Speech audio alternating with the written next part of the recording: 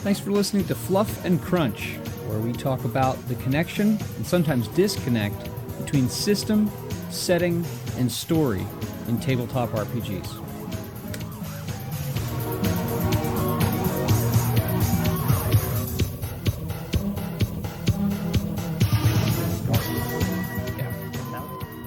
All right, we're recording, and you and I have dispensed with weather talk. Which is always good. It's always kind of fun to compare. How are you doing? I'm good. How are you? I'm very well, thank you. How's your family? My family is now bigger now. It's a little bit bigger. As my family is, well, it's odd because it's not bigger; it's different. So this you have goes a son to now. What? You have a son-in-law now. I have a son-in-law now. Yeah, Basically this have a goes son. to the question about did you do any gaming this last weekend? And the answer is no, because I was at my daughter's wedding. It was cool. It was weird. You'll experience this one day yourself, I'm sure. It's a kind of strange, surreal, like, oh, this is okay. Let's do it. I did do some gaming. We went back to Brian running a session, and last time we'd been arrested by the Empire for crimes we did not commit, 18 right. style. And it was just racism. Scott's character is a tiefling. He used a racial ability, and they locked us up for being magic users. Arseholes. So we were potentially tortured. Still not entirely sure whether we were psychically tortured or actually tortured. We went on psych because there was no visible signs. Anyway, and then we spent an episode. Look, if you had to listen to hours of an Alanis Morissette song, that's psychological torture, but that's torture. Oh, you're clearly too old if you can't appreciate Jagged Little Pill. That was like that's my 20s. I just sidetracked. Anyway, cool. it went well. We had fun. We tried to some diplomacy and espionage, and then resorted to violence because that's typically what happens. Our characters aren't designed for diplomacy and espionage. They can do violence. It's like, this is what I was built for. Yeah. I'll throw one last thing in before we get rolling. I was just thinking about this. One of the cool things, you asked how it went. My son-in-law, I think I've mentioned this. Maybe I mentioned this. He's a gamer. Actually, he listens to this. So I should say something nice. No, he actually, it is. It's neat. It's neat because maybe they'll have... my guess is that their children will be you can have gamer and grandchildren, little nerds, and so I heartily endorse that. You can grow a really long beard and like be a proper wizard type dungeon master. I have no capacity for facial hair, so that won't happen. But yeah, it's cool. And actually, one of the other neat things about it, and this it may sound like a strange thing, but I have a lot of old stuff. I have a lot of old D&D stuff from the early 80s and the 70s and, just books in general. And it's like, that stuff needs a place to go eventually, And so if it's just cool. It's cool. So, actually it was really awesome. He and his groomsmen, I don't know, tradition over there, like, the what's it called? The groom gives the, what the hell's he called? Best man. Best man. Best man, and the groomsman gives him a gift. Oh God, no! We always do it the other way around. It's the bride and the groom that give presents out to everyone. Oh, they do, but usually it's like a lot of times it'll be like some little token thing that they'll get for the guys in the in their side of it. Well, they got Roman legionnaire helmets. Like metal ones. Like my son-in-law has a freaking Roman legionnaire helmet with like a big. So apparently I didn't quite get the full.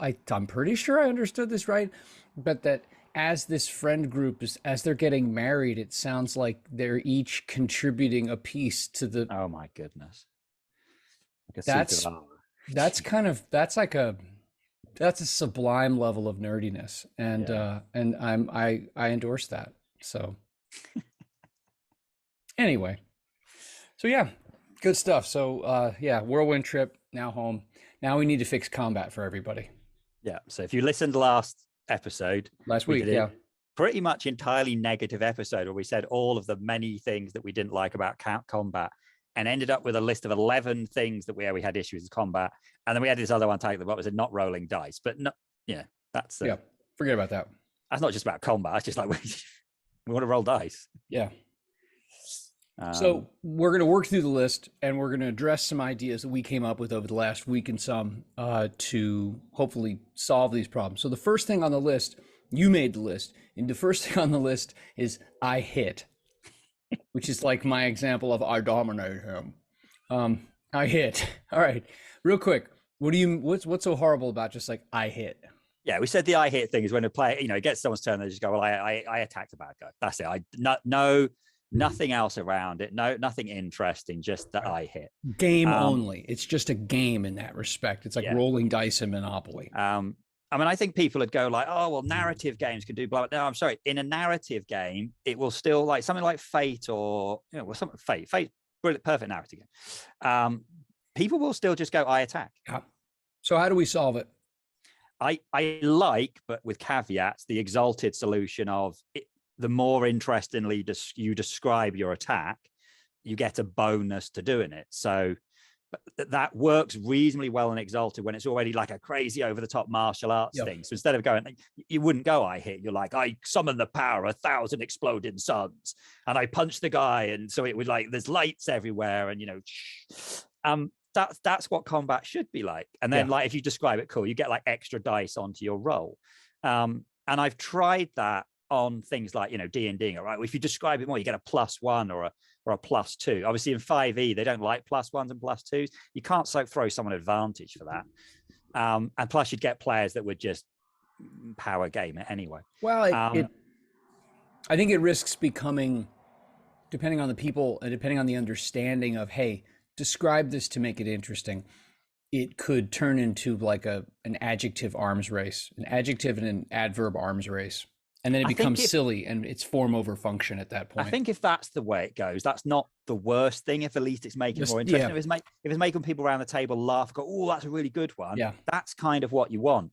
When it starts happening is people just start taking longer to explain how they're hitting someone, but it's still not very interesting. Yeah. Or people aren't imagining, they just keep saying the same thing, which then stops the point as well. But the idea of that is a reasonable one. Yes. I mean, I actually think like something like 5e isn't as bad. I don't care if you're playing a fighter, I hit. If you're playing a battle master fighter, you never say I hit. I'm doing you shouldn't. A menacing strike. I'm doing a disarming strike. So it is more interesting. And if you're a wizard, you're naming the different spells. But in a lot of systems, if you're playing Star Wars, you're like, I shoot. Yeah. I shoot the stormtrooper. To be fair, what else can you do? You are just shooting the stormtrooper. I'm going to interpret this because I agree with you. And this is something that we would put in the category of a behavior, a thing that you either as player or GM, you choose to do. And I'm going to call this like flavor language. Just imagine it in your head and describe what you're seeing, even if it's just a sentence or two. And the old saying of a rising tide floats all boats. There are people, we all know this, there are people at a table who are maybe newer or more shy players who that won't come easily. But the more people do it, the more it makes it the norm, and the more it encourages, and the more it inspires and gets other people thinking, juices flowing, and then everybody is contributing, and it becomes easier. So yeah, I think flavor description, flavor language, just from everybody. And again, it doesn't have to be a paragraph. It just has to be just something to do more than I roll the dice and I move along the game of life's path. Yeah. Yeah. All right. And number 2, we have waiting, which I'm interested if you got something for this. I think the reality is if you have a big party and you get into combat, you're going to wait. Yeah, you are. Think of our solution to this, actually. Okay. Well, it's not. My solution for it is two-pronged, and I think there needs to be balance between these two sides. You need to pay attention. which doesn't actually change the waiting. If you have to wait for 5 minutes, it doesn't change the duration of your wait. One of the things that came to mind as I was thinking through this is to be present. You have to be present as a player. If you're not present as the GM, what what's going on here? That's bad. What happened? But you have to be present as a player. So put the insert expletive phone down. Don't tell people that, like, oh yeah, I have a digital character sheet, and then you're also looking at whatever. Some other crap. Oh, I'm paying attention. No, you're not. You're partially paying attention, which means you're not paying attention. So I think what you need to do when you are waiting is you need to pay attention. You need to pay attention to what other people are doing. You need to pay attention to what other players are doing. Definitely need to pay attention to the GM. And I think that you develop then a habit of being more attentive and being more present. And in that, then you never have to ask, wait, what happened? Because you listened. And if something is confusing, you stop. Hey, wait, what was that? I didn't understand that. That encourages other people to describe more and other people to be more attentive. You wait, and while you're waiting, you pay attention to what is going on. And the other side of that is, in response to what is going on, you are planning your action. So the moment your turn comes around, boom, you are ready to go. You have your dice in your hand. You have your action ready, your numbers and whatever are computed. So when it gets to you, you're not like, it's like the idiot who goes to McDonald's and walks to the front of the line when they used to have human beings in the McDonald's from which to order. And you stand there and they look at the menu and they're like, it's like the freaking same fries it is every single day. Order the fries, step aside. Like, know what you want. Be ready. Now, and the balance there is, you can't spend so much time thinking about your next move that you ignore what's going on at the table. Yeah. And the other side is obviously true as well. I was going to say that, like, one of the downsides of waiting is you get bored, but then look ahead, start thinking about, because actually if your turn is quicker and everyone's turn is quicker because everyone's planned ahead, then you won't have to wait as long. But obviously if you're looking ahead, then you might not be fully paying attention. Another thing I was going to say here, actually we'll tick our number 4 as well. Under number 4, we put lack of teamwork. So I'm jumping ahead. One of the reasons that is that a lot of things are very static. It's my go, it's the next guy's go, it's the next guy's go, it's the next guy's go.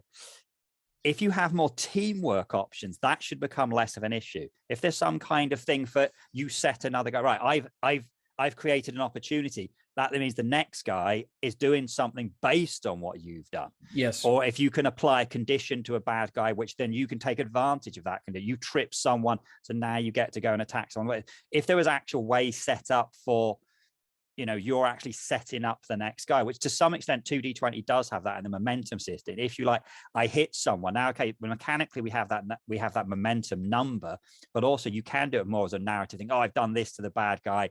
I'm going to leave this momentum for you. You go in on him and you've got this extra momentum. It's where you can do it really well in something like Fate, which I'll come back to for 2D20, where you create an advantage. So you create an aspect and you apply that aspect to a bad guy, which means someone else had to be paying attention because they can now use that advantage to like go all in on the guy. But you can do the same thing in 2D20 if we start making better use of like the truths or the traits things, where you're like, nobody ever does that.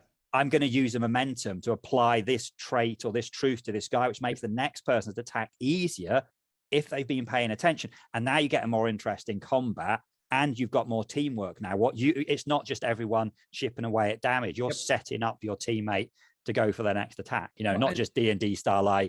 I'm a support cleric, so I buff this guy and I heal this guy. I'm actually doing things to I think, and I've said this at the table plenty of times, where I'll remind players, or I'll plug in a little bit I'll encourage some of that meta conversation during an action in a combat encounter, whatever you want to call it, by saying like, look, remember, you folks are a team. You have worked together. You know each other, like you train together. You know each other's strengths and weaknesses in your MO, and like you could wink and nod and like know that that means he's going to go do this. I don't think at all that like a group of tough guys, whatever, fighters who train and fight together, they're going to know, oh, such and such likes to attack from that way. And when he nods like that, I know he's going to go this. They know that. And so the meta conversation, it kind of retcons it makes sense of it. It takes into account that without having to work through that as backstory. It's almost like a built-in flashback of sorts, but meta. Yeah. Yeah, totally. And then it encourages people to be attentive. Yeah. And to therefore be involved. And I think that it makes, whenever, you know how it is, whenever you're trying to make a change yourself, if you're the only one in a group trying to make the change, it's really hard. But if everybody encourages everybody else just a little bit, it becomes ridiculously easy to get things going. So, yeah. All right. So actually, I think the teamwork thing right there, do you think we dispense with teamwork, or is there more to that? Yeah, no, I think we've covered that. Yeah.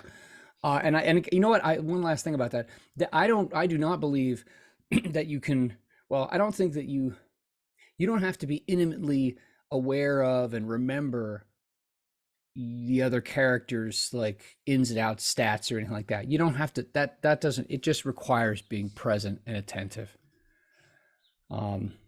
So, okay. What next? You've got min-maxing. Min-maxing a gaming system. To be honest, this doesn't bother me because to me, this is a feature, not a bug. And this is one of the few ones which a huge chunk of it is system. If some systems you can't min-max or game the system because they're just not designed that way. Yeah. And the ones that can, well, they are designed that way. That's true.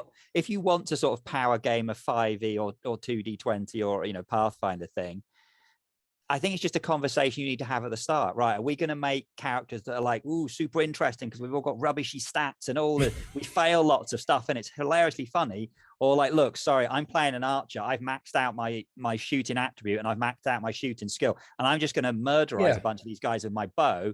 But I then need a guy in front of me to take those hits. Yep. Again, that builds into that doesn't bother me. I think that makes sense to me. And as you have that, okay, not everyone's Legolas where they're I'm really good with a sword and a bow and dodging. I don't and need everything anyone. else. I know there's a dwarf here, but he's here for comedy value. I don't actually need, in a D&D party. It's like my little brother. That's what the dwarf is. In a D&D party, you are. You're going to have weaknesses. Okay, maybe your weakness isn't combat, but you still have these guys that, someone hits them hard, they get really badly hurt because their hit points are rubbish. So the min-maxing game in the system to me doesn't bother me as much as long as like the other players know and the GM knows that this party is optimized. And if he throws, we've talked about balance in the past, that the GM's going to know, actually, if I throw things at them, which are meant to be the right level, they're not going to do the job. I'm going to have to go like bigger.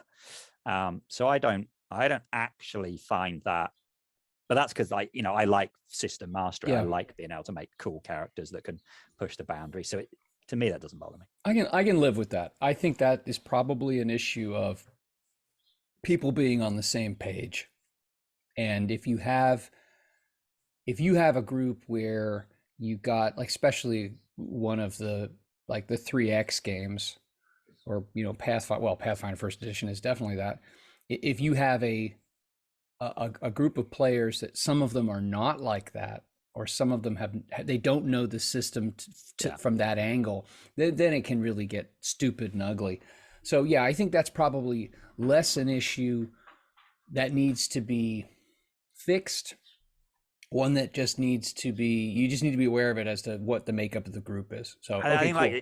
It's something like the GM needs to be. If you've got players come into a thing and they're all bringing their own characters, well, don't check their characters ahead of time. And at the end, you're the GM. If some guys are, I'm a paladin of this and I can do it right. No. What do you mean no? Well, your character is clearly massively optimized and the other ones aren't. I'm not really happy with that. I want you to tone him down and make him. I don't want him to just be like doing these massive smites to all this damage. And then if the person's like, well, I only want to play like that, then maybe they don't fit in with your group. But this is one I think you just need to have a conversation with people and say, right, what are our expectations? Are we going to optimize our characters or are we just going to play a bit of fun? Because this is one of the funny things you get from watching Critical Role when you feel like some people are like, they're quite good and they've made characters that are quite well optimized. And then you feel like some of the other ones they're just picking things that seem interesting. Yeah. And so then it massively skews. But they're all just having fun, so it doesn't matter. But if that was a serious party, I could see the bids and the issues. All right, so your next one, I have some specific suggestions for complicated systems and paging through the books, especially that latter piece, paging through the books. Learn the rules. There you go. Well, okay. Here's my first suggestion. For me, know yourself, okay? There's going to be your subjective definition of your preference-based definition of complicated system. If you don't like complicated systems, or you don't like systems that are too complicated, you are going to know where your preference line is, and you just have to be honest with yourself and don't play them. You want to solve that problem? Like, ounce of prevention's worth a pound of cure. Don't play, you don't want Uber Crunch, don't play Chivalry and Sorcery, don't play Rollmaster. Don't. Now, paging through the books, learn the rules, but I have some specific ideas as to how you can do that. I'd say one quick thing there before we come back to it. I don't, as a GM, I think you have to have a conversation again of, right, when are we going to, if a rule comes up, we realize, oh crap, I don't know that. How long are you going to spend paging through the book? And when are you just going to, I'm making a call on this. I'm going to make a call on this. We're not even going to look through the book. Or, if someone goes, I know what page it's on. Right. Okay. Quickly read it. But sometimes it might be worth, right. We'll make a note of that. We'll come back. We'll check it right now. Judgment call. Because actually, most of the time, if you know the system, if the system's relatively sensible, you probably get pretty close to what the correct answer is. I agree. And I think actually, if the thing in the book is miles away from what you suggested as a sensible compromise, then there's probably something wrong with the rules. I mean, with a lot of 2D20, I'm like, oh, I don't know that. I'm going to say this, and I'm usually pretty close. Yeah. And actually, it's like 5E is usually reasonably consistent in some things. There's other outside cases where you're just like, what? That rule makes no sense at all. In which case, house rule it. So yeah, I wouldn't. Yeah, don't page through the book. Go on then. What's your learning the rules? Okay, so learning the rules and then dealing with them at the table. Two different things. So the first thing, learn the rules. Duh. Read them. Duh. Like players can read the rules. Okay. Know the rules. So, okay. This is going to sound really stunning. You need to read them. Okay, actually read them. Not be lazy and watch a YouTube video and hope the nitwit on the YouTube, like us, actually knows what they're talking about. You have to read them. If you can't read the rules and make sense of them yourself, you should either take more time to read them more deeply, or maybe the rules are too complicated or they're poorly written, whatever. But you need to READ. You need to read the rules. You need to be conversant with the core mechanic, and hopefully this is a game that you're playing that has a unifying core mechanic. You need to understand that, and then you as a player need to understand any relevant subsystems that are useful to or operative for your character. You have to do that. Now, how do you do that? Okay, here's a little like teacher study trick. You read them. You then take you write a very short summary, like as a paragraph. Dead serious, folks. Write a short paragraph describing how the rules, system, whatever, each of these major blocks of rules work, and then create a cheat sheet. Use a file card. I would write them. I wouldn't type them. I won't go on about why that actually works better for memory. But if you take something, you read it, you think about it, you put it in your own words, and then you summarize it even more concisely for quick usage, you're revisiting the same ideas over and over and over again. It will help you remember them. And you create little cheat sheets. If you're playing a game that has things like feats or talents, or call them character specific powers, you must have those written out. Yeah. Because here's my goal: to not open a rule book at the table. Don't open a rule book, because that just grinds everything to a halt. If you have these if you take the time to read, summarize, and then create little cheat sheets and reference sheets for yourself, you will know the rules far better than if you just like watched someone else play, obviously, or you just read the thing once. Then, if you need to refer to something, you have the references that you've already made with which you're already familiar. Turn to them. Commit as a table to not opening the books. at the table, unless, and I think there's one instance sometimes, and I've been blessed with this over time. You have a player who's like just knows where every single rule is in the book, and if there's something as GM you're like, oh crumb, the wheel's gonna come around pretty soon. Hey, you look that up because you're not on stage right now. I'd say maybe in that instance like that, you have someone do that. But don't open the books, little cheat sheets. And to address, this is the last thing I'm going to say, to address what you just said too about just making the call at the table, favor rulings over rules. Yeah. Agree as a group. Hey, listen, I'm the GM. Trust me, we'll make a ruling, we'll make a note of it, we'll go back and figure it out later. Oh, one last thing. I thought of this while I was running this morning. You could possibly, I think this would be great, especially for a level-based system that like maybe every 4 or 5 levels or something. Why don't you run like a demo combat with your group? Yeah. Just ask your groups. And I've never done this before. It came to mind while I was running. Ask your group, say, listen, what if we did you want to do like a demo combat where nothing permanent happens?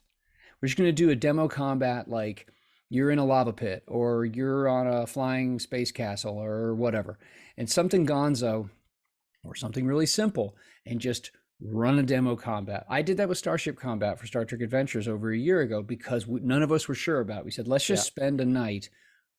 And we did. It was great fun. And then we were able to use it from that point forward. So that's what I have to offer.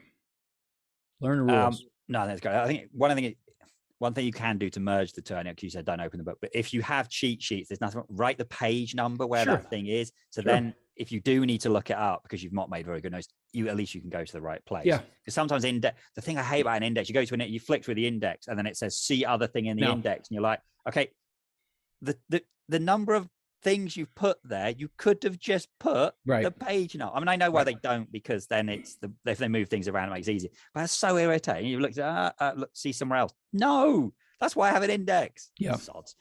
So you can put I would do that. Yeah, add the page numbers. But think about this though.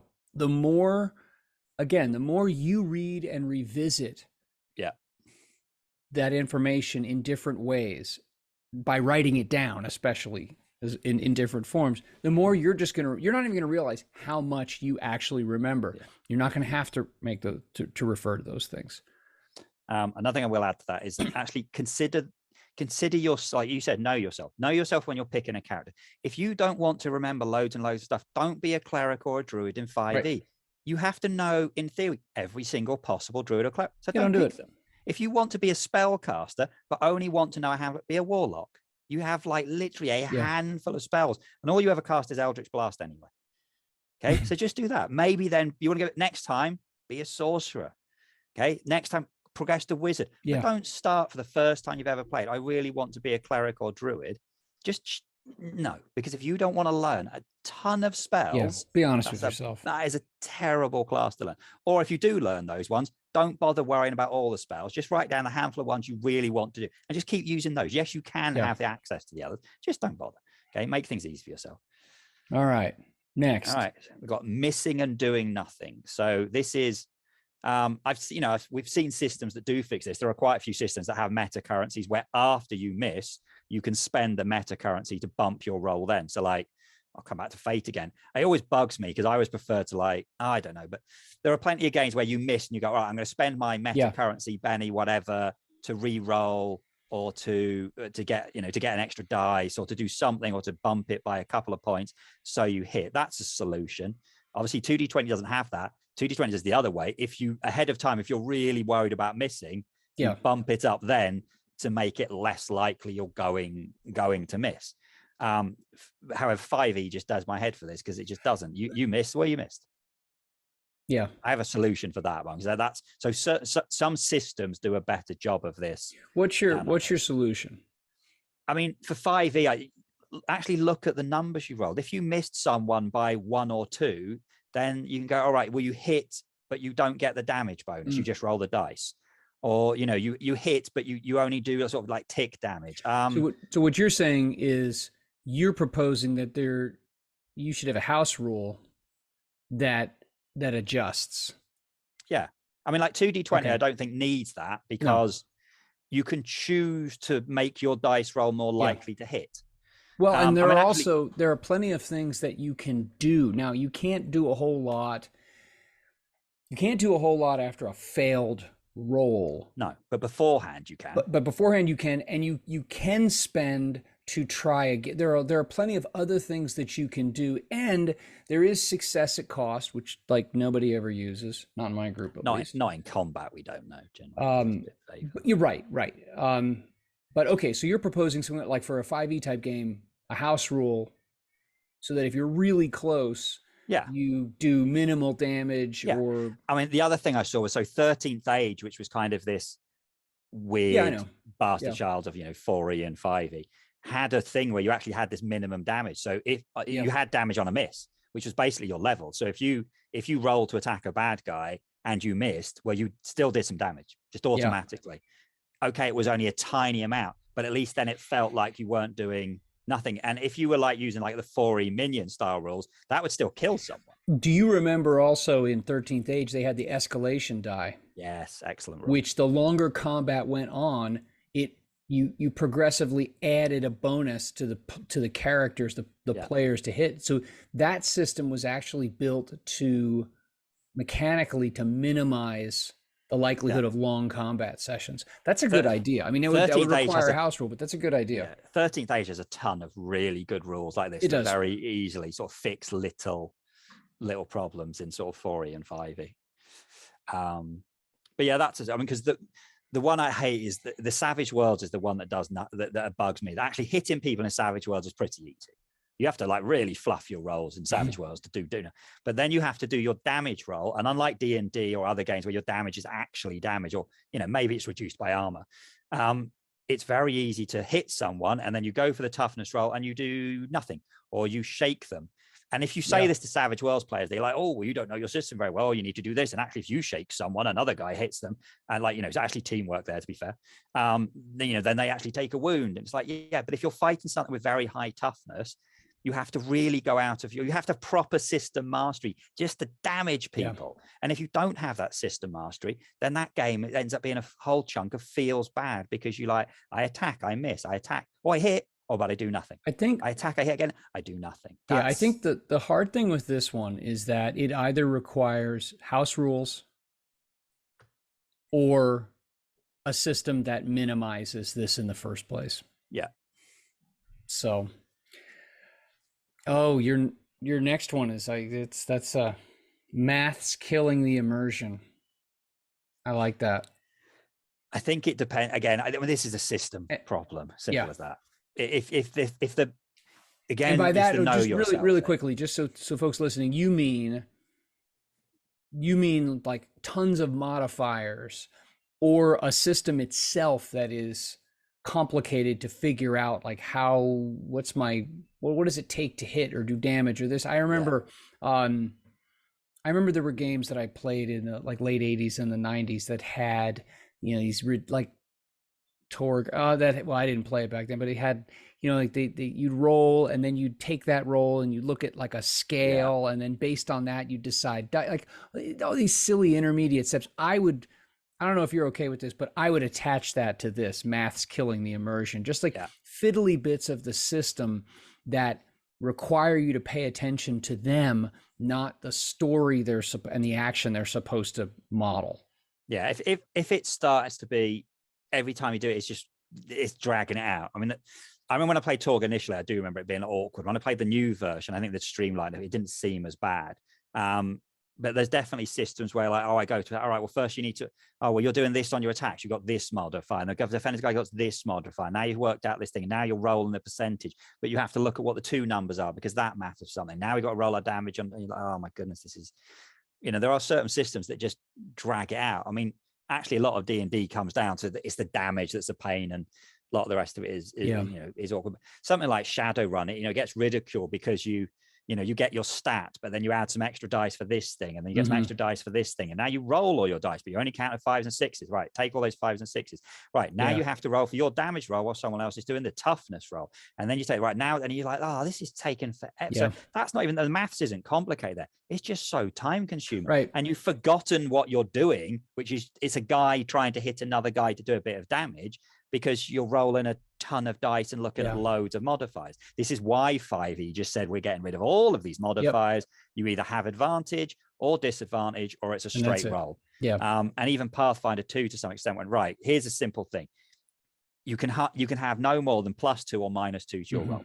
So you still have those modifiers, but if you have a +2 modifier, that's it. Don't worry about any more modifiers. If you have a minus, and that made it a bit quicker.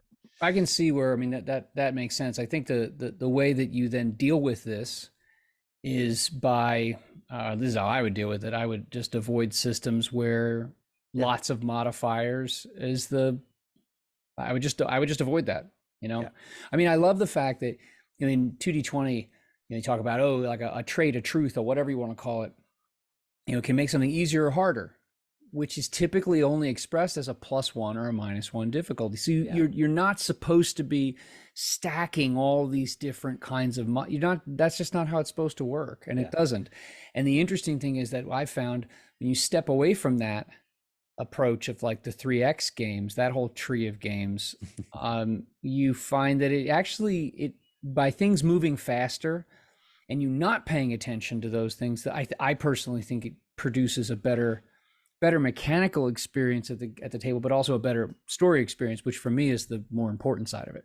Yeah. I mean, a funny one similar to this is, which solves it and then has a problem with it, is like the Genesis and the Star Wars Fantasy Flight games, where they made it much easier building. But well, you take your stat roll, that's your stat, we can work that way. Is okay, now here's a benefit, right? You have an extra dice, here's the hard thing, have this extra dice, and it's nice and easy to build a dice pool. As you don't have to worry age about all the modifiers. It's either negative dice or positive dice. The problem with those games is you roll your dice and then you're like, oh God. Yeah, right, I've got to count up all of these symbols and then take away all these symbols, and then I've got to count up this other kind of, and you have 6 different symbols. Here's the splattered egg, and there's the porcupine, and that's why actually you're better off using the dice rollers on like your phone, because you just add them all to the app and then just shake your phone and it rolls it, and now you're not rolling the dice. There's no kinesthetic pleasure in tapping a and that's the annoying thing. It ends up being, I really want to roll the dice and I have the dice, but this app is so much better. Yeah, I don't like that at all. But that's annoying. Yeah, I avoid that by just avoiding those kinds of systems. What about they're really good systems. What? They're really good. They're good systems, which just have this irritating thing on it. Anyway, what about the grind? I mean, so 2D20 is a perfect idea of a system which does not have grind. It is super deadly. Even in it can be. Even in most things, you can take out most bad guys very, very quickly. Particularly if you have a team that know what you're doing. Like playing something like Infinity, where it could be a grind. No, the hacker just disables the bad guys' weapons and like pings them so they're easier to hit, and the rest of your team just takes them all apart, and you're like, wow. The flip side of that now it's really hard to keep bad guys alive if they're important. It is harder. That is more of a challenge. But think about it. It is meant to be like a cinematic player, not player focused, like it's, as I say, California Little League, where everyone gets a trophy for, you don't even have to show up and you get a trophy. It's not that, but it definitely puts a thumb on the side of the scale of the players, because the players, you want them to succeed, because then the adventure can continue. So you are right. There are times with 2D20 that it becomes a challenge to make the bad guys challenging, but we're going to get to that. Yeah. I mean, in terms of, we're talking like a 5e thing where you throw a bunch of bad guys at a party to make it a challenge, and then it just ends up being a grind of how much damage you have to get through all of this giant health bar. It's it ends up being a computer game thing where I'm sitting there going, oh my God, come on, health. Oh my, this is ridiculous. You just meet. What though? Again, that's almost there. That's like a teacher just giving students a ton of homework and saying, well, I have a very challenging class. No, you have a tedious class is what you have. The kids aren't learning more. They're just hacking away at it. Your solution in 5e there is relatively just like, look, just lower the damage pools of the bad guys and then up their damage. Then the combat is deadlier. It's what we have in 2D20. And if you're not comfortable with doing that, then just, That's the minions rule in 4E was Yeah, great for that. You're fighting 10 goblins. Oh my God, 10 goblins. Yes, and but if they you're all only not, take one hit and you can if you wipe are out multiple listening, ones. if you are listening, if you are, by the way, our second largest listener group, like one in four people listening to the show are in their 20s, which is gratifying. I didn't expect that, but that's good. So if you're one of those folks and you came to the D&D party from 5e forward and you don't know what the minion rule is, in 4th edition, there were minions, and a minion was an NPC that had 1 hit point. And some of them had high armor class. Some of them could dole out ridiculous amounts of damage. They had varying CRs, like they were different kinds of goblin minions. They were like really crummy little ones, and then there were the really there were hobgoblins and big ogre. I mean, there were ogres that were minions. You're like, wait, that doesn't make sense. It's like, wait, no. Minions are meant to be the hackable hordes. Yeah. They can dole out a lot of damage, but they are knocked down with 1 hit. So there's nothing stopping you from doing that in this. So yeah, I think your solution, just decrease the hit points, increase the damage, and it's deadlier for everybody. And then the grind goes away. I think the grind also, you yank the carpet out from underneath the potential for the grind a bit by getting rid of the page flipping of the rules. Yeah. You speed things up by having people be more attentive. So there are other things that in our list here that contribute to that not being the case. All right. I love your next one. I mean, 9 and 10 kind of go together, because 9 we've put a flat, empty, featureless rooms, and 11 we've put combat that must use a grid. My solution would be, well, don't use a grid, even in a system which really wants to use a grid. Just don't use theatre of the mind. 5e kind of wants to use a grid. Most of the time we just don't bother, because we found that when we put a grid down, then everything was in this 2D thing and there was a lot less movement and everyone was obsessed with the flanking. We just do it in our head. If we really want to know position, we just throw some dice on the piece of paper just to give us a rough idea. Very rarely do we use a grid. And actually, if we do use it, like Brian used a grid the other day, he used that because he had this dungeon and he printed the dungeon because then it had tables on it. And it had, so if you are going to use a grid, then actually probably don't draw it, print some cool map with loads of furniture in there, because then people have to climb over things, or there's, they've got a better idea what's there.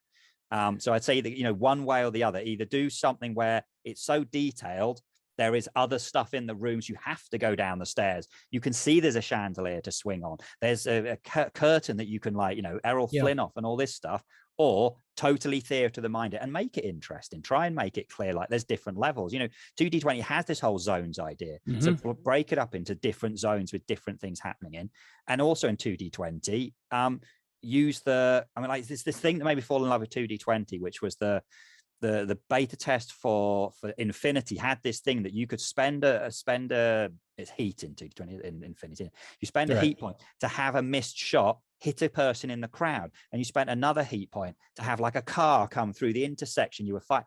That's great. All of a sudden you're not fighting in this featureless, empty world. I mean, I read the Feng Shui role-playing game loads back in the day, and the whole of that system was built around these like Hong Kong kung fu fights in crazy throwing tables and things like that. Exactly. It was all meant to be about the environment. And I've moved away from that in recent years, and I need to find, I'm playing 5e now, and there's just no rules for any of that kind of stuff. But try and sell it to the players, give them things to actually smash and do things, and don't make it require an action. Let someone use a bonus. So I'm just going to throw this thing and smash it on the floor to create a pool of slippery stuff and stuff. Just I think you need to go into that as a GM as well. Sell it to the players, make it clear what's there, and then use it. There's two sides to that. The GM has to create an environment that takes into account the environment. I mean, it really, it's, and I think that's having a map, like Paizo put out those, then they're really great. Those 2-sided erasable flip mats that have a grid on them, but those are great. But, if it's like, one of mine is like a market, it's like a city bazaar, city market, and it's a terrific map. It's really great looking, but you tend to forget, because everything's 2-dimensional, you tend to forget the 3-dimensional, what it's supposed to represent. So you as GM, I mean, I would start off slowly, commit to like, okay, so this is going to take place in, here's your 1E. you know, the adventurers in the dungeon, they burst down the door, and there's a couple of goblins, you know, counting the gold that's about to get stolen from them. Okay, what's in the room? Well, there's a table. There are 3 stools, and there's a hearth, and there's like some fireplace pokers. And that's it. That's a super lame dungeon room, but that's what's in the room. Like, commit to picking 2 or 3 things that you make clear are there, and, you know, make the ask. Hey, use the stuff, see what you could do with it. And then you, as a player, if you look for those things and try to use them, that encourages your GM to include them. That's why I love the one of the things that I'm trying to work on or work up are the traits in the game that I'm writing. Is, you know, that traits should, like, every scene has to have some traits, because there's always something noteworthy about where you are. And if things start happening, you're going to use the things that are there differently. So yeah, you as GM have got to provide those things. That's just, there's no easy, simple way to do it. I mean, other than saying start small. And you as players should encourage your GM by putting those things to use. Now, when it comes to a grid, I don't want a grid. I'm fine with a map. I'm fine with setting up some kind of terrain or something like that. Historically, I was always theater of the mind. I was too lazy, and I didn't want to do that. But now I'm okay. I like putting stuff out, but I don't use a grid, because then it keeps people from counting. Yeah. Even if we're not playing 5e, people start counting. Stop it. You know. You have one last on here, lack of choice. Remind me, what did you mean by that? I think we were talking about, when I think we're going to go to the 5e fighter, that your one option as a 5e fighter is to hit someone. You know, it comes back to back to where we start with the I hit. If your only option is to I hit, then you're going to keep I hitting. Yeah. Because what else you can do? Now, this 100% is a system problem. And so, like I said, this is a problem if you're a 5e fighter, but almost every other class in 5e can do other interesting stuff. But this is an issue we have in 2D20, where you can start off but only doing that. But actually, the lack of choice in 2D20 doesn't come from your attack. It comes from later on, because when you've hit someone, now you have choice. That's why 2D20 combat gets interesting. Because you're like, well, I'm going to go and attack him. What I'm going to hope I could do is such and such, because when you've hit him right now, you have the option to disarm. Now you have the option to do a second attack, or hit the guy next to him, or knock him prone, or go through his armor. It's awkward because you might go like, I really want to disarm, and actually you're better off sort of not doing that. You're usually better off like trying to get the roll and hoping you generate the momentum to do the cool thing you want to do. I kind of think that's one where in 2D20 there should be like a discount. Like if you say ahead of time, I am going to disarm him, then you go, right, well, that would normally cost 2 momentum. We'll increase the difficulty by 1, but if you hit, you disarm him. Okay, because then you'd be more incentivized to up front try and do the thing that you want to do, rather than, well, I'm going to wait. I want to do that, but I'll think about it, which can then slow things down. So, I mean, that's it. The downside of that is it does slow things down in 2D20, that when the attack rolls quick, it's literally how many dice I'm going to add, you roll, the other guy rolls, then it slows down when you're like, right, how am I going to spend my momentum? But I think generally when players know what they're doing, it's not that, there's usually the easy option is normally like, I'm going to just re-roll some damage or add damage in, depending on which system we're looking at. Yeah. If I've rolled high enough, I'm going to go for a second attack. People very rarely think, oh, yeah, actually, I'm going to disarm the bad guy. Part of the problem with disarming bad guys in most games is, here's what happens. I disarm the bad guy. Awesome. Bad guy's action. I pick my weapon back up. Oh, yeah. Why did I disarm him again? Yeah, it's a good question. Why did you disarm? That is a bit frustrating. Although when we play 5e, anytime we roll a 1, it's like almost, because I play like a critical, we've always played like this critical fun boy. Almost always that's the monster or the player drops their weapon. Yep. I think you're right that this is having limited choices, or let's be honest about it, call it limited realistic choices, is a system issue. But I also think that it's also easy to get lazy. Yes. And it's easy also to look at it from a game standpoint and just think about optimizing your likelihood for winning and not doing otherwise. I think that as a GM, you can incentivize choices to do otherwise than what is mechanically optimal for winning by using the environment, but also making combat encounters more than just two sides slugging each other to death. Is there something that has to be stopped? Is there someone, let's say there's something that's being run off with. So there's a blocking force, and then there's the running off with the thing you don't want them to run off with group. So you have a choice. You can try to deal with the blocking force, or you can try to get around, providing them, you as GM ought to think about providing your players with more options than just beat on it. Yeah, I'm going to come back to that because that's something we kind of never really got to the thing. One system like that, which kind of solved one of the other problems, and you hate it, which is funny, is talk, because one of the things the talk system does is when you're in combat, you have those little cards that says, the implementation was awful, but if you do these particular actions, you will get some kind of bonus. And when I played that with Scott and Brian, it's one of the few times I've seen them not just I hit. They were like, okay, I'm going to do a trick, or I'm going to intimidate, because if they did this different thing, the trouble is it didn't feed into the narrative. It was just completely random, that made players do something different. Yeah. There's no reason you can't put that into your system yourself, kind of going, well, look, if I will give you a bonus if one of you does this thing, kind of like a trait thing. Like, you can have like a more meta trait thing. So again, we can do it in 2D20, to explain for, all right, these bad guys are really prone to being tricked. So, yeah. But yeah, come out to, it's funny, I was going through all these things before we did this session. I was thinking one of the things you need to do as a GM is to have more things where there is something at stake other than just defeat the other team. Yep. And you hit on that, and we never had it in there. So yeah, I'm going to add on to that exactly. I think a lot of this, yes, we've talked about some things for system, and yes, we've talked about things and players need to do differently.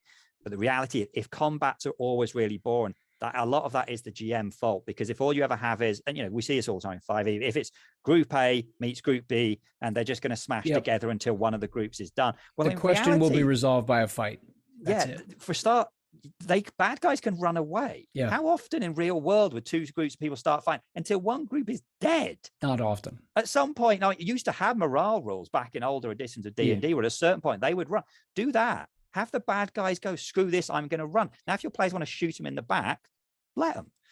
Okay, that's going to make combat more interesting. Have them take prisoners. Okay, they don't have to kill everyone. Yeah. If it's a modern day thing, have the police turn up when there's gunfire. Have other things happen. Have a third party turn up. If in doubt, ninjas arrive. Not that extreme, but well, sure, but no, this is where the threat and threat spends for escalation in 2D20 work wonderfully, because you as GM, as you're thinking through things and reacting on the fly, not by script, to what's going on, use complications. Yeah. Don't just bank, try. And it takes time. I mean, I think it's mental, it's creative exercise, but don't try to not just bank the two threat unless you already have a plan for those or a general idea for how you'd like to use them, maybe in a future scene. Try to make sense of a complication when it happens to just add ripples. Yeah, you're absolutely right. I mean, there's more than just, okay, we're just going to go toe to toe until somebody drops. Yeah, I mean, it helps to have other things on the line. Yes. There's when you've got a timer, when something, the fight has to finish in so many rounds, when someone's trying to escape with something and you've got to stop them, when you've got a guy with you, a VIP, for want of a better word, that you're protecting. There are lots of different ways of, and again, the environments, there's so many other ways of making the combat more interesting than this. Party A meets monster B in a featureless room and they smash each other until one group or that dies. There are features, but they're static features. I remember, this was a long time ago, playing in a 5e combat that a friend of mine ran, and he had it in some kind of a lava cave or something like that, and there was like a bridge, and then there were pools of lava, and part of the combat took place on the on the bridge. You're like, okay, that's nice. But then what he started doing is having like glops of lava get like up out of the and so they would randomly land around in places. I'm like, okay, that was interesting, because it added a dynamic. Yeah, you could create. Don't fool yourself into thinking that because you created you described the environment and made it sound interesting, but it's just a picture. Yeah. Having the environment be, I mean, even like your your tavern fight, the tables aren't going to stay in one place. Maybe you as GM every once in a while just take a pencil and like push the little plastic tables around on your map just to represent that stuff got knocked over. If you do have, some of these problems we've said, some of these are player problems and some of these are system problems, but I do think, it does take some work with GM to try and make combat Sure it does. more exciting. And actually you can turn very dull combats into much more exciting combats through thinking about, why are we fighting and where are we fighting? And, that kind of stuff will make it more interesting. And if you just want to do a straight up dungeon crawl, you can. That's really a board game. Yeah. All right. Well, I think we solved everybody's problems. I think so. All right. So if you have ignore all this and run terrible combats. No, never. If you listening have other ideas, please let us know. Once this drops, we'll start talking about it a bunch or try to start talking about it a bunch on the Discord. Share your ideas. Maybe we could put together a cheat sheet for people. Sounds good. Sounds great. Thank you so much for listening. You can visit our show's homepage at anchor.fm/fluffncrunch. That's FLUFFNCRUNCH. We would really appreciate feedback and reviews on whatever podcasting platform you're listening to this on. Thanks so much.